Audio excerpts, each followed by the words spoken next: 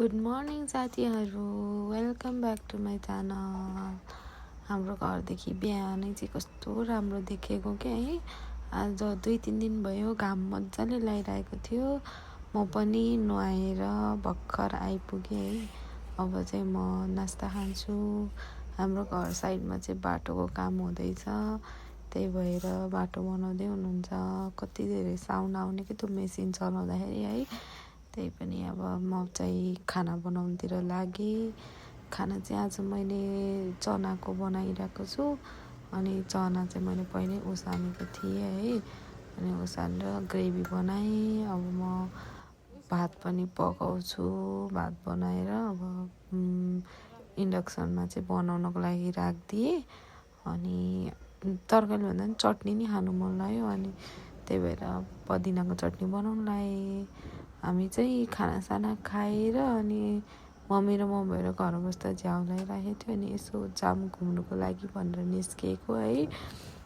मौसम चाहिँ बिहान चाहिँ कस्तो मजाले घाम लागिरहेको थियो। अहिले चाहिँ हल्का मधुरो भइसकेको छ घाम, तर पनि एकदमै रमाइलो थियो। स्कुटीहरूमा हिँड्दा त रमाइलो लाग्छ है गर्मीमा पनि, त्यही भएर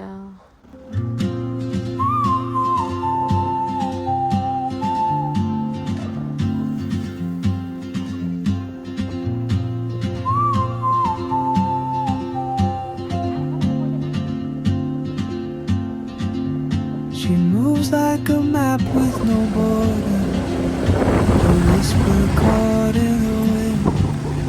I see her boots at the corner cafe, with a notebook and a grin.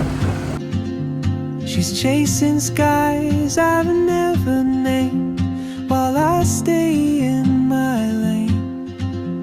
But something in the way she moves keeps pulling at my chain. Oh, traveler, you carry the sun in your stride, leaving behind what I hold inside. If I don't ask your name today, I may never get the chance to walk beside your wandering dance.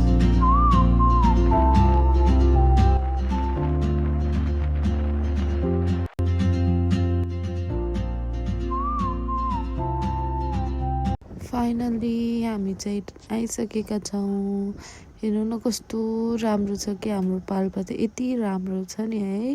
पुरै वन जङ्गलले भरिएको ठाउँ है, यस्तो रमाइलो।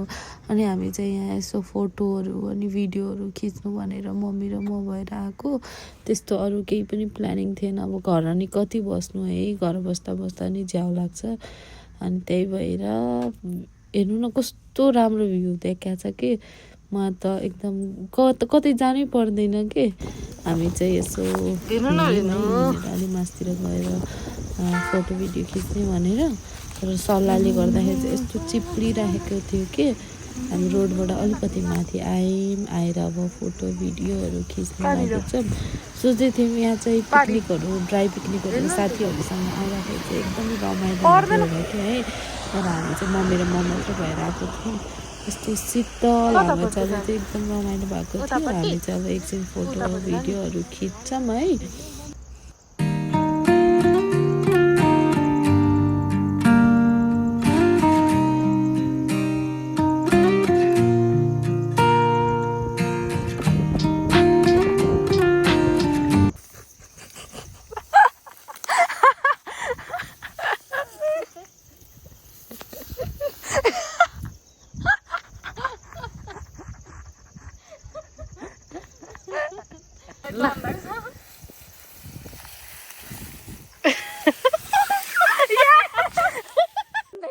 म चाहिँ धन्नै लडेको थिएँ है। त्यसरी त्यो घिस्रिँदाखेरि सल्लाह फेरि कति चिप्लो हुने नि त। अनि कस्तो सानो याद आयो कि यस्तै गरी हामी खेल्थ्यौँ भन्ने याद आयो मलाई चाहिँ। हामी चाहिँ हल्का भिडियोहरू बनायौँ अनि फोटोहरू खिच्यौँ। एकछिन बस्यौँ है, यस्तो रिल्याक्स फिल भयो। अब चाहिँ हामी फर्किनु लागिरहेको छौँ।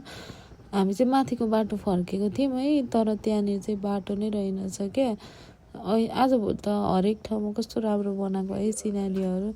मेरो मम्मीलाई चाहिँ हेर्न यस्तरी बानेको पसिनाले टाउको चिलाएर के स्कुटी चलाउँदा बाटोमा रोकेर म त टाउको चिलाउँछु भन्न थाल्नुभयो है। हामी चाहिँ त्यहाँदेखि चाहिँ कहाँ गयौँ भन्दा पानीपुरी खान। यो हाम्रो पाल्पाको फेमस पानीपुरी पाइने ठाउँ है। मलाई चाहिँ एकदम मिठो लाग्छ। मम्मीलाई फेरि चाट मनपर्छ, त्यही भएर मम्मीले चाट खानुभयो। अब पानीपुरी खाएपछि यो नखाने त कुरै भएन है। मलाई त्यो नखाइकन चित्तै बुझ्दैन। हामीले हल्का सामानहरू पनि लिएँ। मम्मी चाहिँ त्यहाँ टमाटर हेर्दै हुनुहुन्थ्यो है। आजभोलि त टमाटरहरू पनि कति महँगो भएको। हामी चाहिँ घर आएर यसरी जुस बनाएर खायौँ मम्मी र मैले। आजको लागि चाहिँ यति नै। Thank you for watching. अर्को भिडियोहरू पनि म ल्याउने कोसिस गर्छु। Thank you.